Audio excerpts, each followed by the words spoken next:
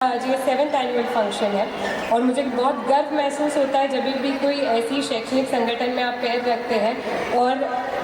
बाकी तो ठीक है, पर नीम रस की धुन जब बजती है तो बहुत गर्व भी महसूस होता है और लगता है कि हाँ, जैन धर्म भी बहुत आगे बढ़ रहा है। मंदिर हमने बहुत बना लिए हैं, उपाश्रय बहुत बना लिए हैं। ज़रूरत आज के ज़माने की ऐसे एजुकेशनल इंस्टीट्यूशंस, ऐसे हेल्थ इंस्टीट्यूशंस की है जो जैन धर्म की आने वाली पीढ़ी को संवारे, उनके एजुकेशन के साथ साथ उनका जो सांस्कारिक एजुकेशन है उसको भी आगे बढ़ाए और उनको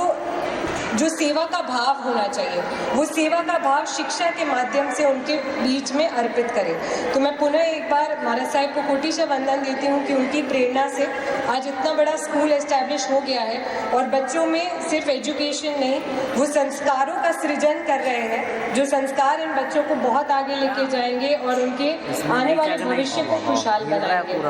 हम देखते हैं कि आज की पीढ़ी में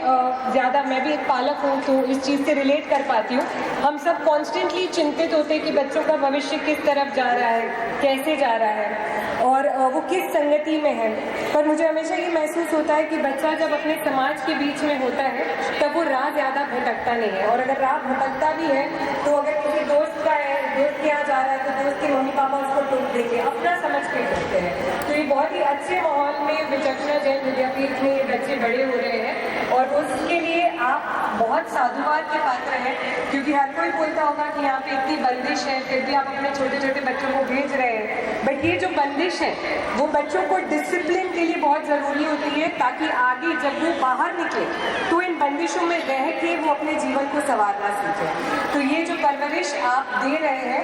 एज अ पालक, मैं आपकी जो कोशिश है उसको साधुवाद देती हूँ और उसको नमन भी करती हूँ। अभी जब बच्चे परफॉर्म कर रहे थे तो मैं थोड़ा 20 साल पहले अपने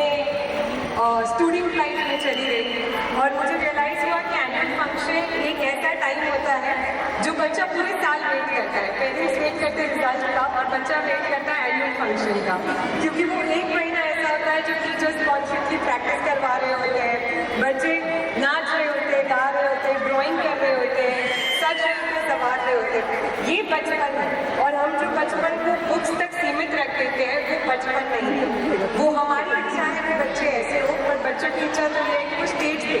हंसते खेलते रंग बिखेरे, हंसते बिखेरे। तो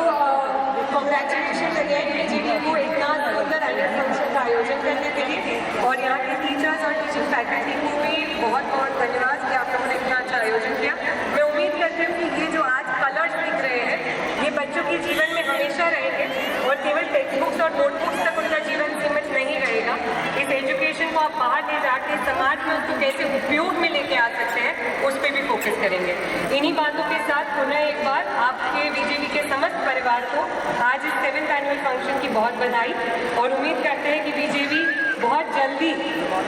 अपना 100वां एनुअल फंक्शन भी कंप्लीट करेगा और यहाँ की स्ट्रेंथ इसके लिए कम पड़ जाएगी। Thank you.